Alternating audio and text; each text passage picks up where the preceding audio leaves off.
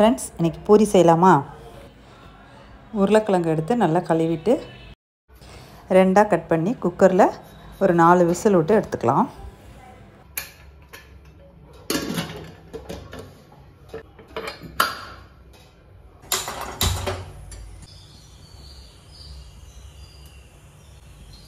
கடுகு,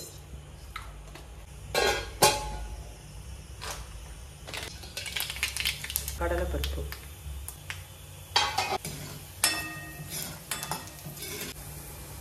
இஞ்சி, பச்சை மிளகாய் கட் பண்ணி வச்சுருக்கேன். அப்புறம் பெரிய வெங்காயம், கருவேப்பிலை அதை சேர்த்து நல்லா வதக்கிக்கலாம்.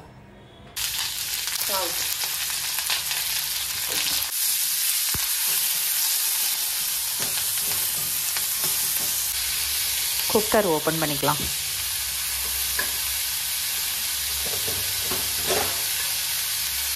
உருளைக்கிழங்கு வெந்துருச்சு, தோலை உரிச்சுக்கலாம்.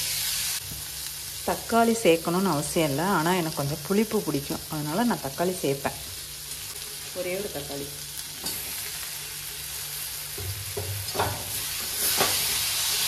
மஞ்சள் தூள் கொஞ்சம்.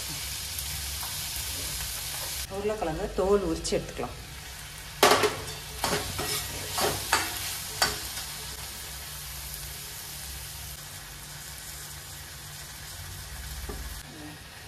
உருளைக்கிழங்க தோல் உரித்து எடுத்தாச்சு.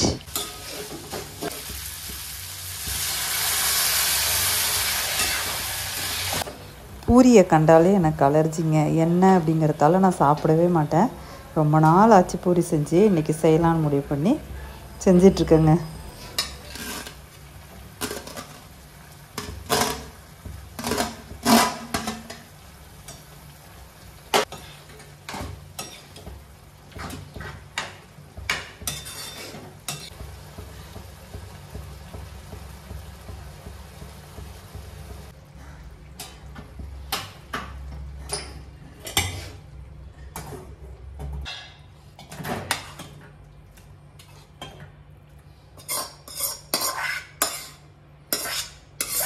கிழங்கு ரெடி ஆயிடுச்சு.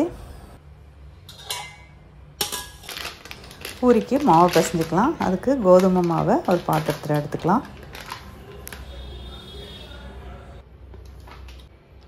சால்ட்டு, சர்க்கரை கொஞ்சோண்டு சேர்த்துக்கலாம், நல்லா கலராக இருக்கும்.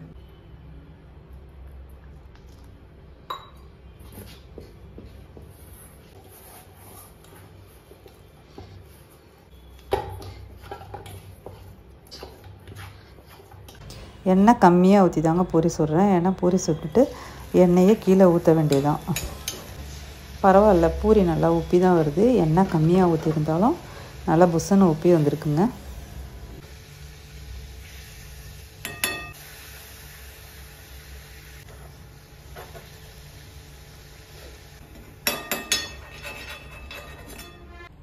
பூரியை பிளேட்டில் வச்சு உருளைக்கிழங்கு மசாலா வச்சு சாப்பிட்டு பார்க்கலாமா?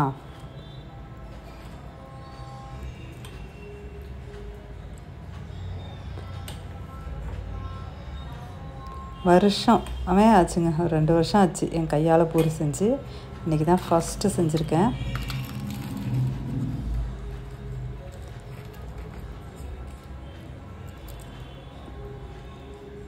அப்பா சூப்பராக இருக்கும்னு நினைக்கிறேங்க. வாங்க சாப்பிட்லாம்.